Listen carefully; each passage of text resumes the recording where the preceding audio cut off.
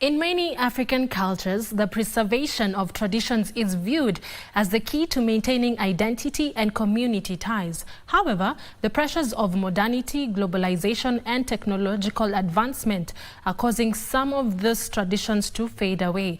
One such ritual at risk of extinction is the traditional male circumcision ceremony among the Abanyala community in Kakamega County.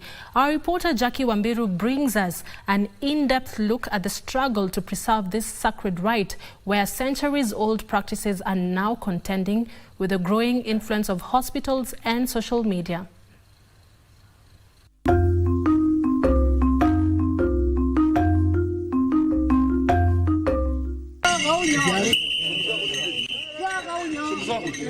In the heart of Kakamega County, the Abanyala community holds fast to an ancient Swahili proverb, "Mwacha mila ni mtumwa." He who abandons tradition is a slave. Yet, in today's rapidly evolving digital world, that very tradition is under threat. For generations, male circumcision among the Abanyala has been more than just a physical procedure. It's a rite of passage, a sacred ceremony deeply intertwined with cultural identity.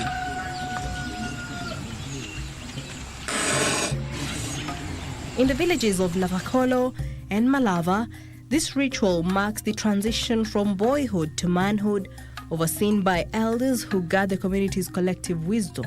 Hii mila ni desturi ya Mwafrika ama sana Mluya. Kutairishwa, tunatairisha na wenzangu kutoka mbali kwa mbali.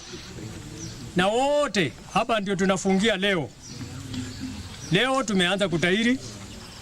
Hii kikundi yangu wengine wametairi zaidi ya watoto 10 leo. Kesho bado tunaendelea.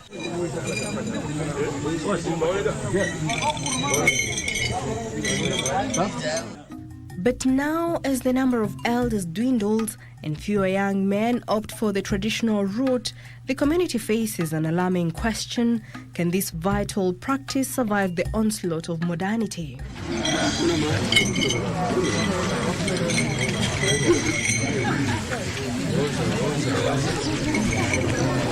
Every circumcision season begins long before the actual cut.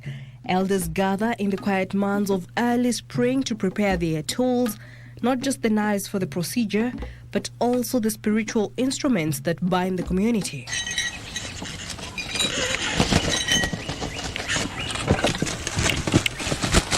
A white rooster is selected, a symbol of purity and sacrifice, to be slaughtered in a ritual known only to the elders. Its blood is believed to cleanse the knives and make them ready for the transformative rite. The bird is slaughtered and roasted over a fire without plucking feathers, and the meal shared only among the circumcisers.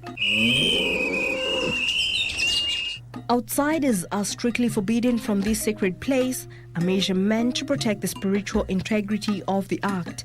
Once the tools are ready, the elders with their sharpened knives sing traditional songs, welcoming the boys who will undergo the rite.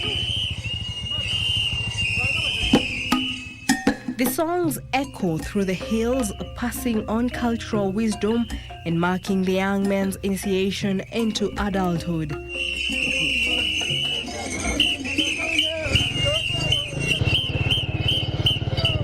Musa kishatoa mtoto yake anataka kutairi. Hiyo mtoto sasa ni kumaanisha amefika mwanaume. But even as the rituals persist, the number of participants has sharply declined.